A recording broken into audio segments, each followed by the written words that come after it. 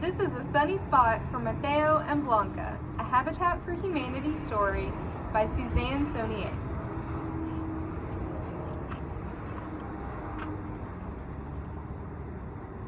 My name is Mateo. I live in San Rafael, Honduras.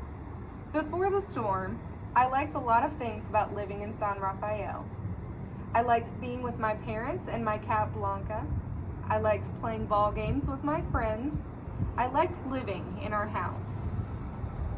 I liked helping my parents by doing chores on our farm before and after school each day. Sometimes I pulled weeds or fetched water. Sometimes I brought Papa the hot lunch of tortillas, rice, and beans that Mama had cooked for him. He was always happy to see me.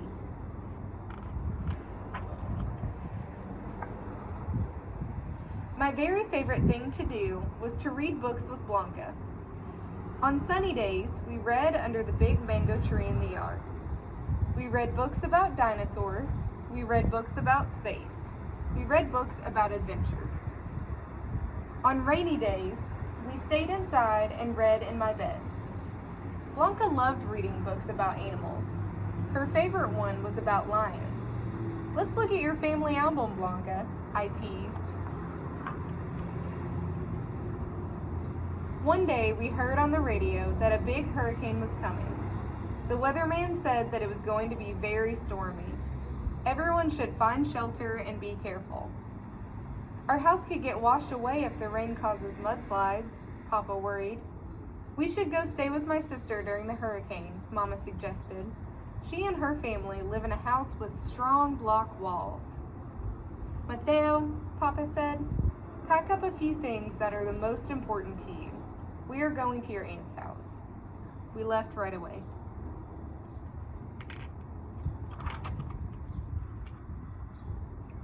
All night, the sky opened up and rain pounded down on the roof. Boom, boom, boom. It sounded like angry lions were roaring and growling. The storm seemed to last for a long, long time. I hugged Blanca so she wouldn't get too scared. "It'll be okay," I told her, hoping it was true. "We're safe. The storm won't hurt us." I was glad we were in a strong house.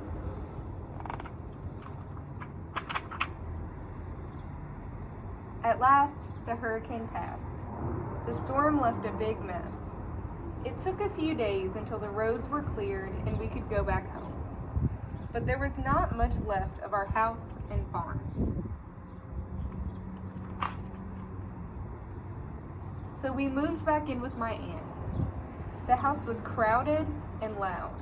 There were people and animals everywhere. I was glad I had brought my favorite books with me. Reading helped me remember what life was like before the storm. But it was hard to find a quiet place to read at my aunt's house. At night, I thought about our old house. I missed my bed. I missed our sunny spot under the big mango tree. I missed the peace and quiet. I whispered to Blanca, "I really miss our special reading time together. Do you miss it too?"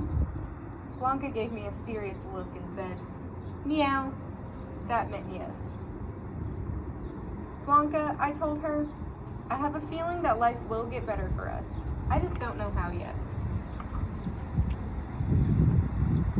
Every day, my parents walked to our farm and worked to clear the land so that we could plant a new coffee crop. They also began to volunteer with a group called Habitat for Humanity. A volunteer is someone who works without being paid, Papa told me. They do the work just because they want to help. Mama explained that Habitat works with people who need better houses. Many people like us lost their homes in the storm. My parents and other Habitat workers and volunteers were helping a family build a new house to live in. Everyone deserves a decent, safe house, Mama said. Habitat believes that, and so do we. One day, Papa came home with exciting news. Habitat for Humanity had chosen our family to build and own the next Habitat house in San Rafael. Mama and Papa would work together with Habitat workers. Other volunteers would help too. It won't be long till we have our own place to live again, I promised Blanca. Everything will be the way it used to be. You'll see.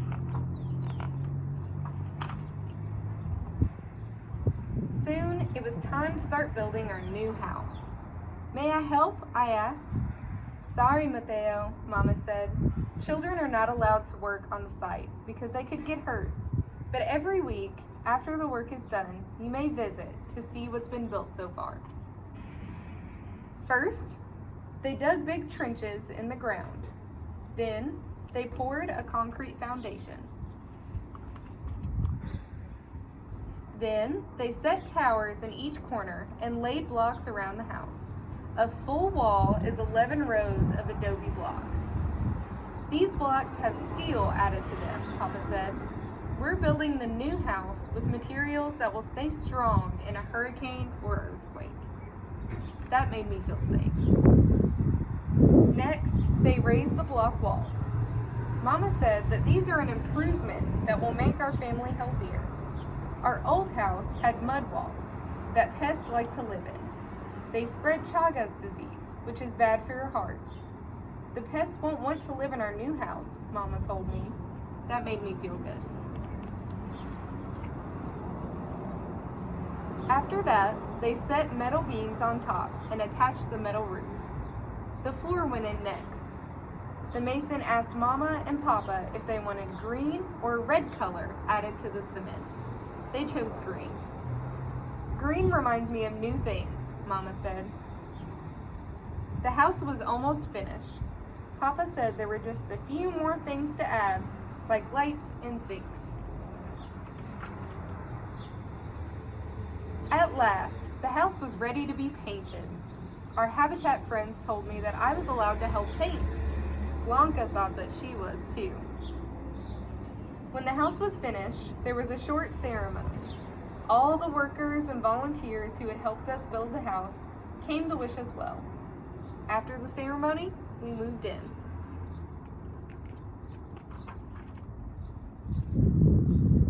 My parents and I were happy to be in our new house. It felt peaceful and quiet. It felt strong and safe. But Blanca wasn't ready to relax. She was still getting used to this new place. Come out and read with me, I begged her. You love this book. Blanca did not want to come out. She stayed under the bed. A week after we moved in, Papa came home with a surprise. Guess what I brought, Papa said. A new mango tree for our yard. Even Blanca liked that.